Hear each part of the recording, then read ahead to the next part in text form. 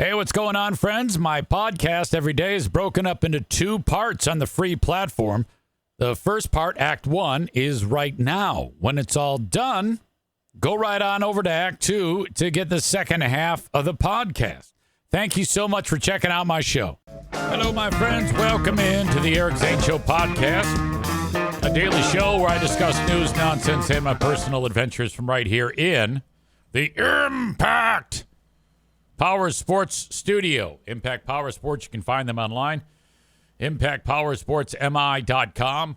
If you're interested in getting a Yamaha golf cart, propane or gas powered, decked out the way you want it to be, customized, they can do all of that there at Impact Power Sports.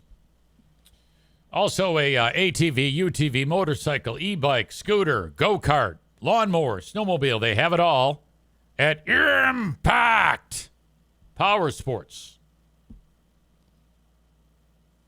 Bob is in Pennsylvania, and the 100-degree temperatures that we had here in Michigan are now with him.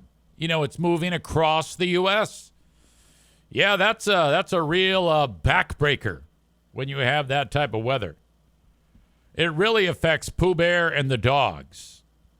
I don't do bad in it. I would prefer to be inside and in the comfort of the AC, but I had to bust out on Sunday and yesterday to be outside quite a bit for some things that needed to get done, and I felt pretty good in all that was happening, despite the heat. I was able to tolerate it, but poor Pooh Bear, it just wears her ass out. But nevertheless, I'm sure wherever you are, it's just perfect. At least I hope. We have a lot of stuff to get to today. I took notes, but I can barely read them. Let's start with the title of the show. No, we aren't at war. I think people these days are a little bit too dramatic. I mean, we take pot shots at countries all the time. I mean, we've taken pot shots at Iran. We've taken pot shots at Iraq. We've taken pot shots at Syria. We took 2 decades worth of pot shots in Afghanistan.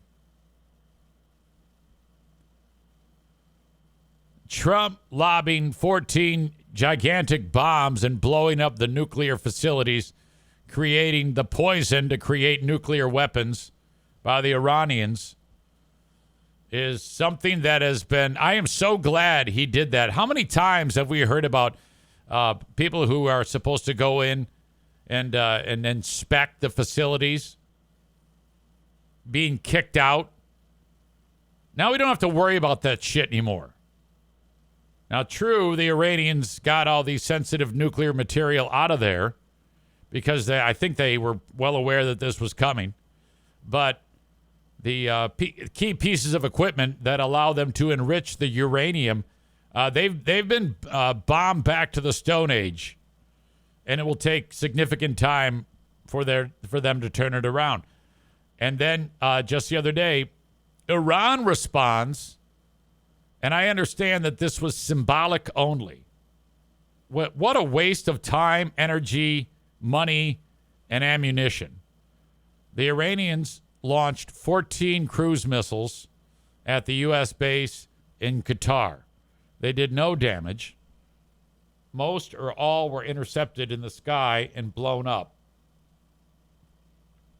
They warned the U.S. that they would be attempting to blow up the base. And we warned them about blowing up the facilities, too. The only thing that was a little bit off the beaten path was that Trump said, yeah, I'll decide in 2 weeks. And then 2 days later, the place is blown up.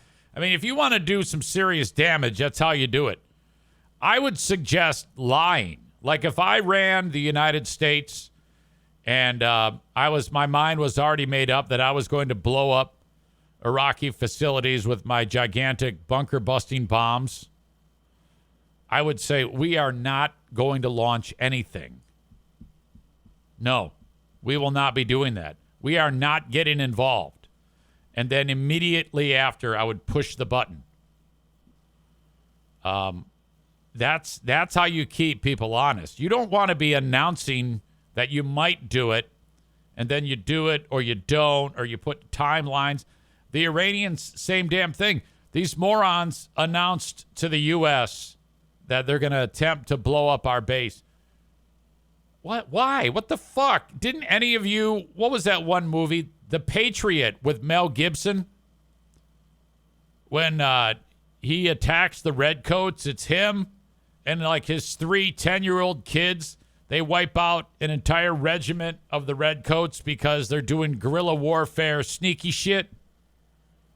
Yeah, if you're going to try to fucking blow somebody up, break the fucking rules of engagement. Let them have it. Don't announce it, you idiot. I don't understand that one at all. This is the dumbest thing ever. And then I like how Trump blows up the Iranian facilities, and then he says, it is a time for peace. While the shit is smoldering up in flames. All right. It is time to heal, and it is time for peace. By the way, I have not heard how many Iranians were killed. I don't know if any were killed because, again, we announced that, there's potential that we would blow that shit up.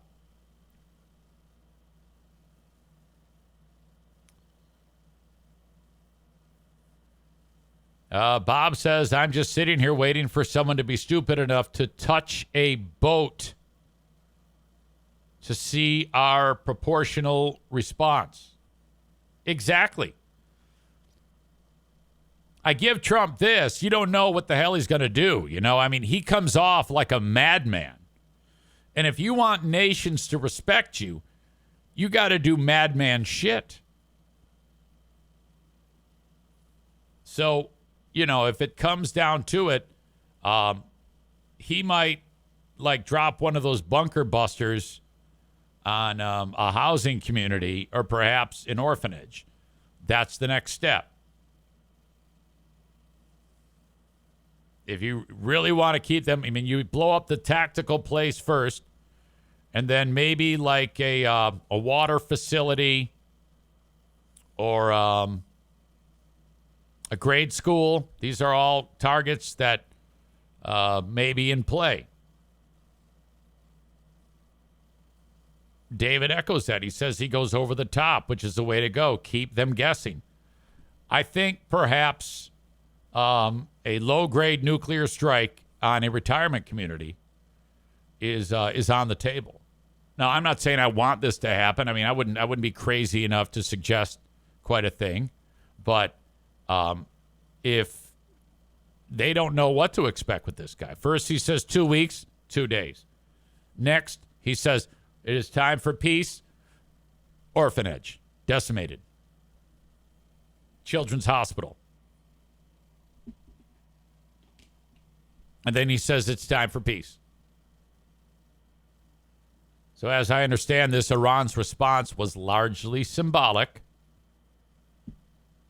And I see this because I heard this news too. Theron says supposed to be a ceasefire agreed by both sides, and then they both fired missiles at each other last night. And Trump is not happy about that. In fact, he weighs in that he is more upset with Israel than he is Iran. And I think that the next move is bomb Israel.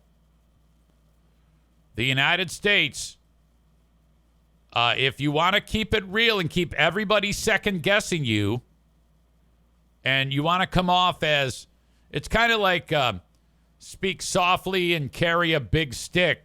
Some guy said that. Some president said that. Now, Trump does not speak softly. So you have to modify that and make it be lie and carry the biggest stick ever. So I think maybe a Hiroshima-sized nuclear warhead right in the middle of Israel will probably get them to fall in line.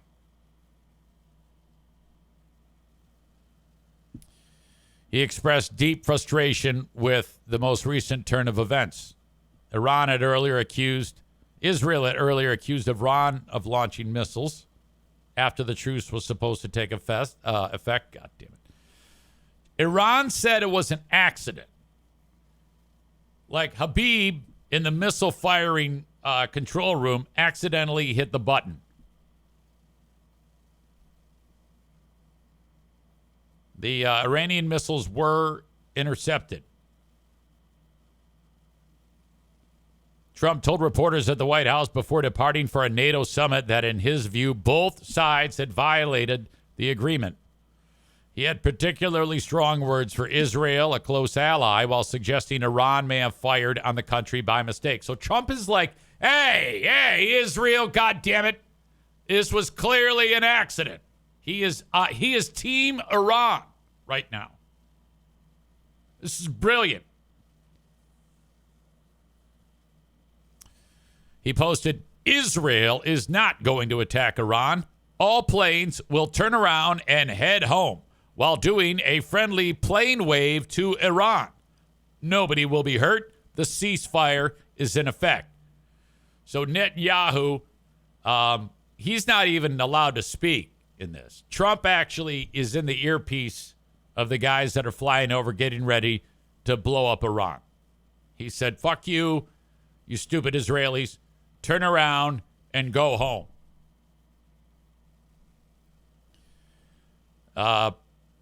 Netanyahu's office said he held off on tougher strikes against Iran after speaking to Trump. Holy shit.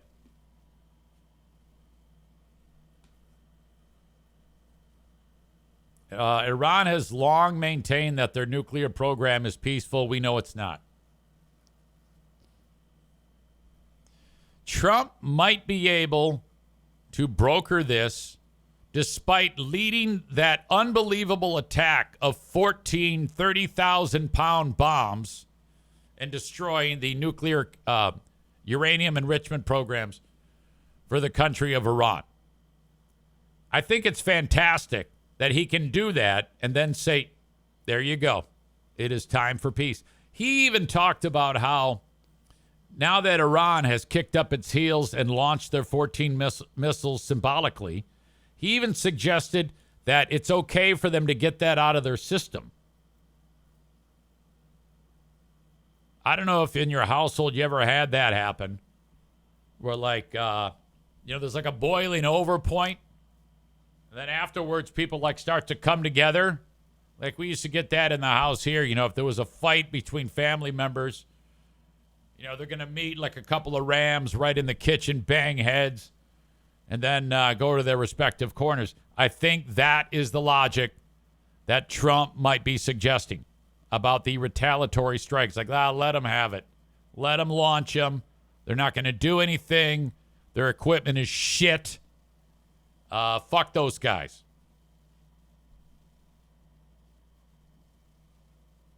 Iranian state TV reported that the military denied firing the missiles after the start of the ceasefire while accusing Israel of conducting strikes.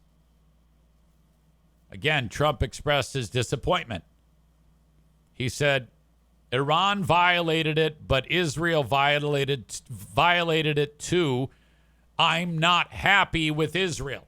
So what he's saying there is he is happy with Iran, that if they launch 2 missiles, they should.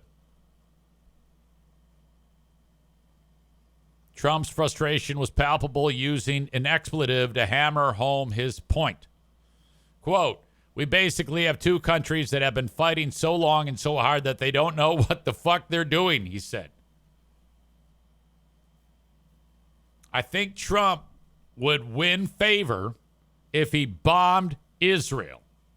And if there's any way, by some off chance, that someone affiliated with the Trump administration is enjoying this podcast right now, I think that idea needs to be floated. If you want to win favor with the Arab world and you don't seem like in bed with the Israelis and you want to ensure stability, you need to act fast. A nuclear strike on Iran, on Israel, is the only answer to make this happen. Later, he announced that Israel had backed off its threat to attack Tehran and would turn its jets around. Netanyahu's office said following President Trump's conversation with Prime Minister Netanyahu, Israel refrained from additional attacks. That was a fucking bloodletting. Trump was fucking all red ass, screaming at Netanyahu, calling him all sorts of ethnic slurs, reports say. One insider is quoted as saying, Trump announced that he was sympathetic to the Nazis after this horrible situation. Now, that cannot be confirmed. I personally don't believe that, but who knows? A person who spoke on the condition of anonymity said Trump was screaming at Netanyahu and said, "This is why the Nazis tried to take you out, asshole," and hung up. Now, I hope that didn't happen. Holy shit. What a day.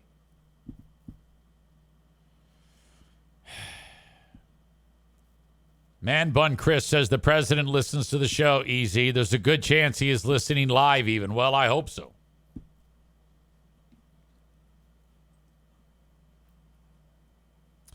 Iranian Foreign Minister Abbas Araghchi said his country would not fire at Israel if it was not fired upon, but that a final decision on the cessation of our military operations will be made later. It's unclear what role the Ayatollah played in the talks. He said earlier on social media that he would not surrender. God damn. Hostilities high. The conflict has killed hundreds. In Israel, at least 28 people have been killed, more than 1,000 wounded. Israeli strikes on Iran have killed at least 974 and wounded 3,458. The U.S. has evacuated some 250 American citizens and their immediate family members from Israel by government. Military and charter flights that began over the weekend. I want to know how many people died because of the U.S. strikes. You notice that they don't talk about that.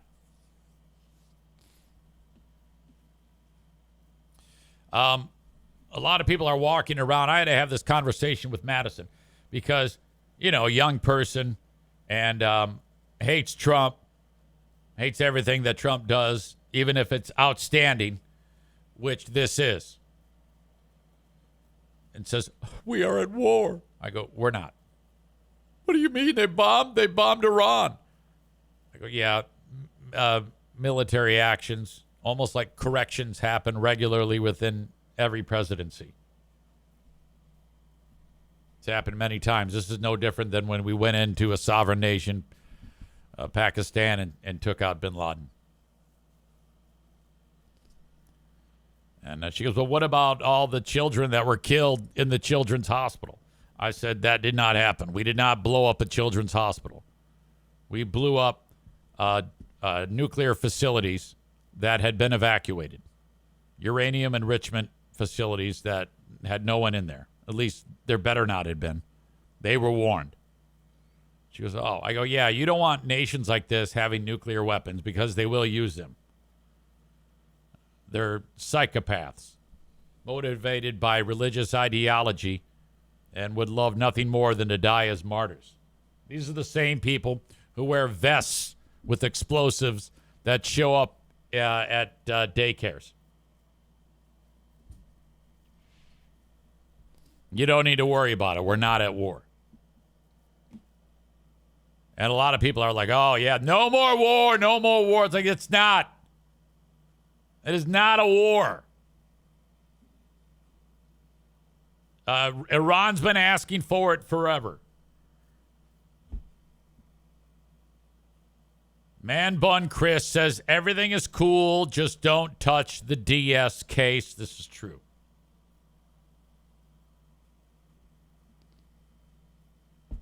Megan says your youngest and my youngest should never be in the same room when conditions are not absolutely ideal. This is true. Big Buddha says the entire thing is playing out like a bad Netflix movie, Iron Eagle 16. The crazy and sad part is this is real life. Yeah, I don't know about this. I think you're being a little bit dramatic about it. I mean, come on now. You sound like my kid. You go in there, you fuck shit up with these big-ass bombs, and nobody fucks with you. This is the equivalent, ding-dong, of walking into the prison yard and taking out the biggest, baddest motherfucker who thinks he is in the yard. And then you're the big dick. Now, everybody thought we were the big dick before, but it's been a little bit too long until we really annihilated something.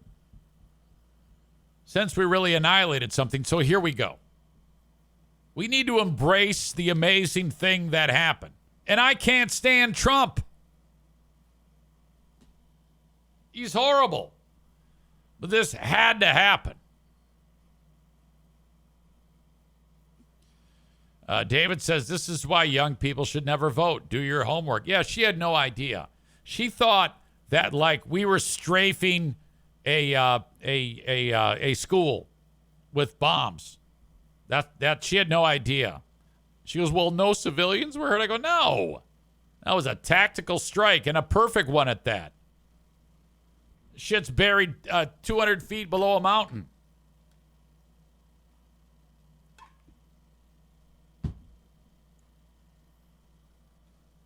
So, no, we are not at war.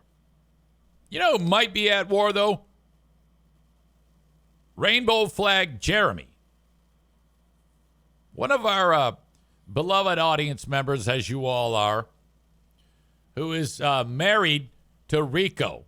Now, Pooh Bear and I have known this power couple for a long, long time.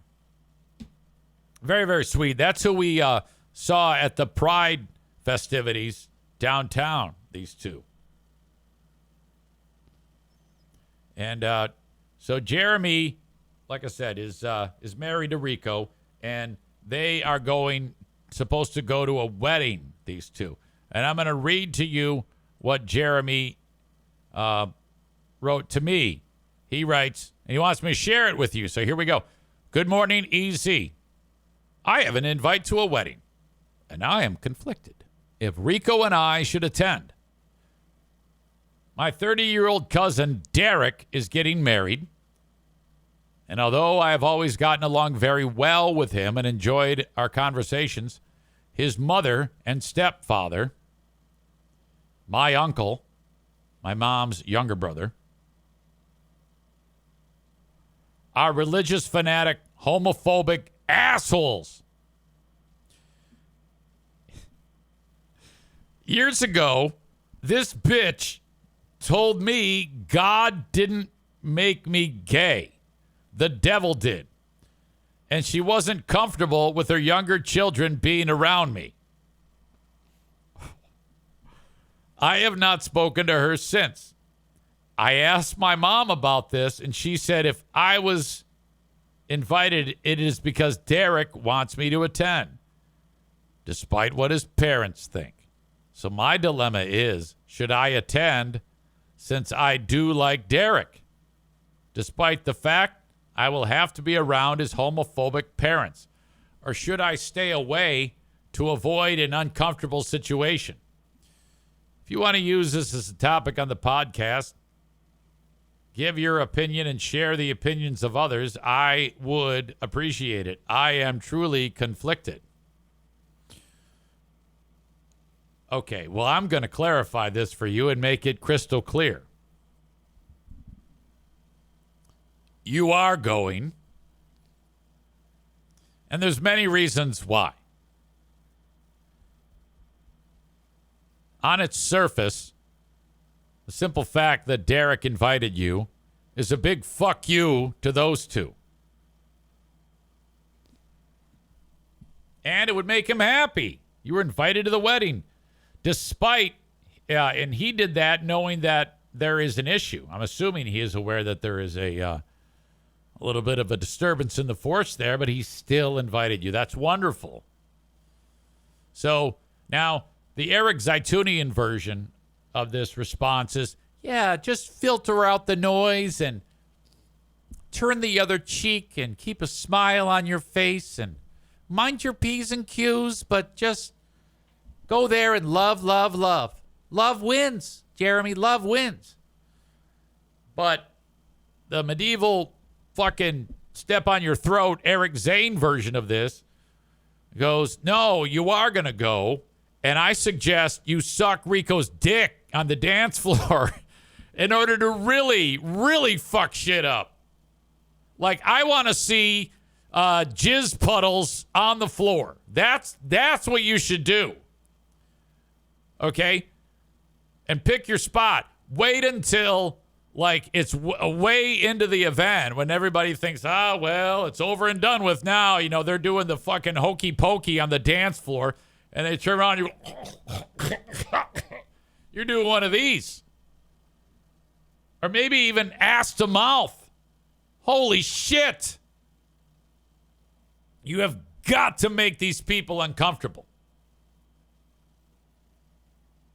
Oh, my God. That goes without saying. You might even start a fight. Oh, I love this opportunity. This is okay. It's that same thing. Now, had they just bit their tongue and smiled and didn't say anything years ago, this would not be an issue. But now, I mean, from my standpoint, because whenever I know something pisses someone off, that means I do it more. But I'm kind of fucked up like that. You're probably not that fucked up. But I mean, my God, this is a great opportunity. Audience members are way into the idea of you making it awkward. Let's go over some of the comments. Megan says, yes, Jeremy, go. We will come protest your aunt and uncle. Rebecca says, you can also make a donation to the GR Pride Center or another nonprofit that supports LGBTQ plus in their name. That's fun. Jeremy shouldn't be uncomfortable, Amy says. Go to the wedding and they can fuck off.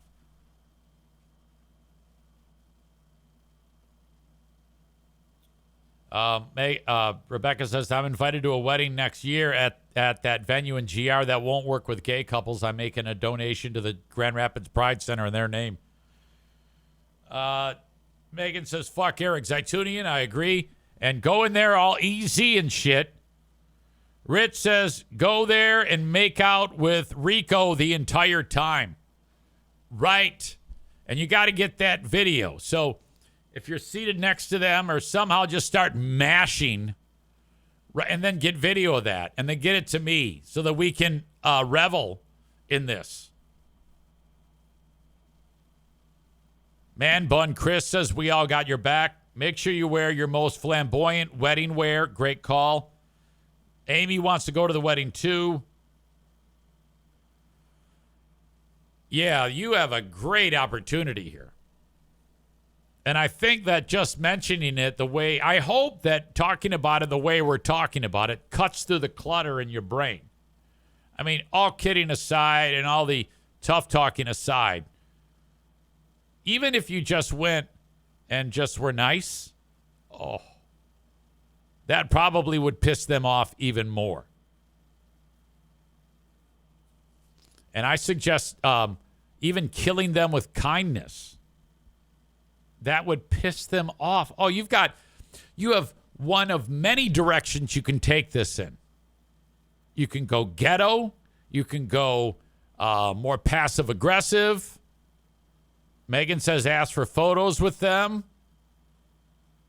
And then you can also like play dumb, you know, like if you ask for, hey, come on in, let's bring it in, and start doing the photo. And when they start to like, you know, oh, this is icky gay people. Oh my God.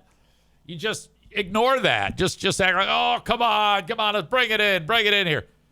You know, or you can play it completely above board, and they might surprise you even. These people, probably not, but they might surprise you. Maybe they've softened in the years, you know? But, so, again, you've got time here to figure out your approach. Now, I'm a big talker. If I were you, I would probably wall myself off to the prospect of actually being a fucking moron.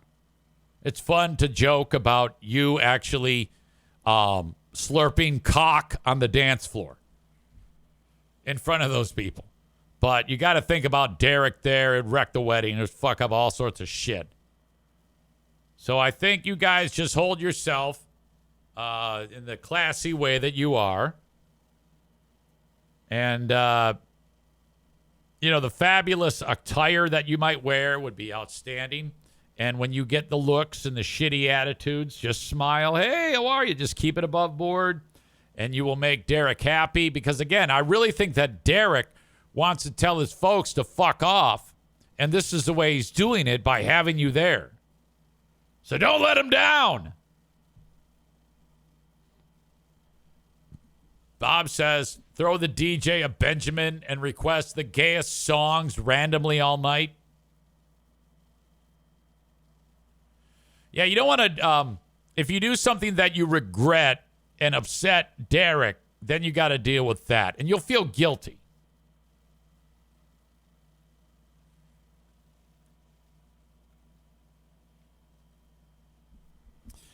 All right, there you go.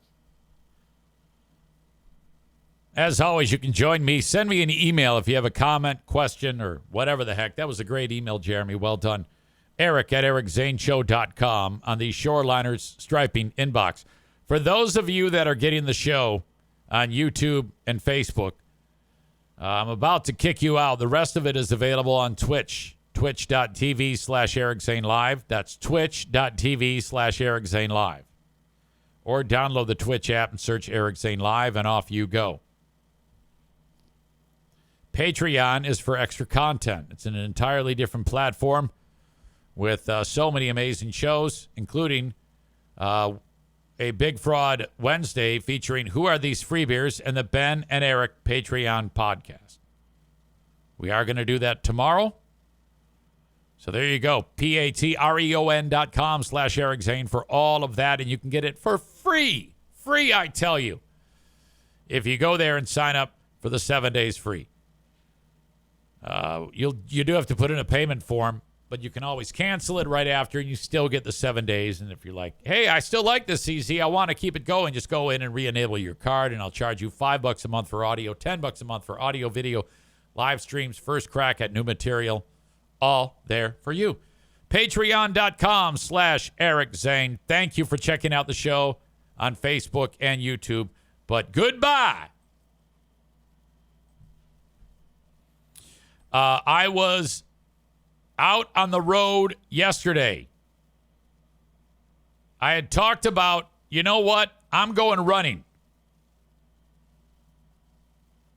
And I have I got another workout under my belt. No issues whatsoever. No chronic pain. Now, I am taking it easy here. 1 minute running, 1 minute walking, 2 miles. I'm still at that point. I'm not jumping ahead or anything like that, which could cause arthritic pain, which we don't want. But I'm going to take it as it comes.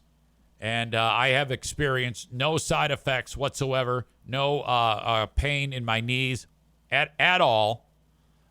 In the past when I was running, I don't know, maybe I was running too much, but I feel good now. And so there we go. Amy suggests I get on Strava. I think that monitors my runs so that you can like communicate with your friends. It's basically running social media. Rebecca says, there you go, slow and steady. Listen to your body. Well, the interesting thing is it was like the 1 minute that I run, I actually go pretty quick, and I'm pretty tired at the end of the 1 minute, and it's cool because I then have 1 minute to walk. But the key is I don't feel any stress in my knees. which are arthritic right now. And the hip issue is all but gone since I started this 1 week ago yesterday. So I feel good. Donut Dan is here. Now, he wasn't here with us yesterday. Donut Dan from the Dirty Donut Race. He writes, thanks for the great work this weekend, EZ. We have gotten a bunch of positive feedback about the awards announcer. Well, I appreciate that, Dan. Thank you for telling me. Sometimes awards, since there are so many, can become a drag. So you gotta keep it fresh. I would have to say I was 40% Zaitunian, 60% Zane, or maybe vice versa.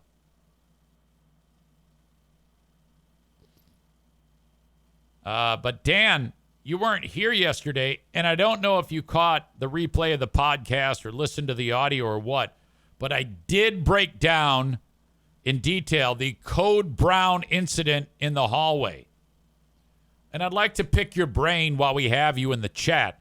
Can you maybe, in a few words, write down what was going through your mind when I gave you the breaking news that some disgusting animal took a shit in the hallway of the high school? Like 3 or 4 plops over like a 3 or 4 meter area, which were then stepped in by numerous people. And those were dragged through the hallway. The whole hallway was covered with shit, Dan. And you immediately got on the phone. And while everybody was laughing in your face, Casey's cousin in particular was losing his mind at your misfortune, because you're on the hook for that. You know, you're the race director. You've got the approval of the school to be there. And here you've got one of your guests who are participating in the race taking a shit on the floor of this very nice high school in beautiful Martin, Michigan. Holy fuck. So I rush over, tell you some animal just shit on the floor. You got on the phone while Casey's cousin is laughing in your fucking face. Tell me what you did, because some poor soul was on the other end of your phone call with you saying, hey, man, someone's got to go clean up the shit in the hallway. And it got done. Donut Dan says, I could not freaking believe it. I thought you were joking. He had the look on his face because he was very, very straight with me. And I'm telling him straight up. But I was telling the story in a way that I guess was funny. Because, like I said, Casey's cousin, he couldn't believe it. He was beside himself with laughter. Donut Dan says, we got it cleaned up. My middle son found a mop bucket and took care of it. He was amazing and a great son. Oh, my God. He needed more than a mop bucket. He needed a hazmat suit. Oh, my God. I mean, I've picked up my share of shit.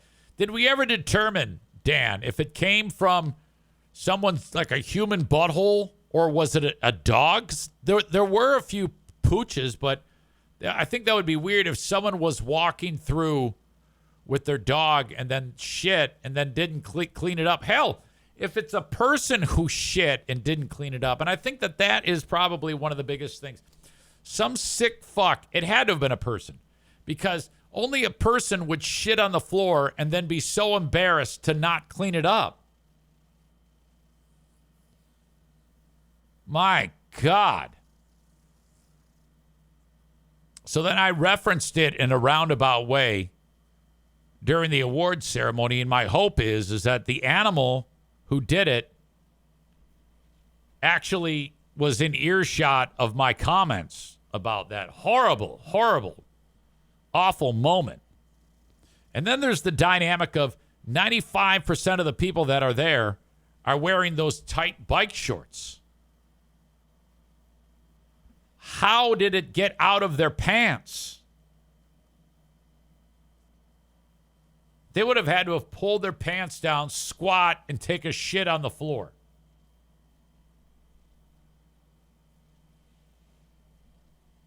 Dan is convinced that that was human feces. This will go down in the lore of the Dirty Donut Race. Not lost on me is the fact that the race is called Dirty Donut.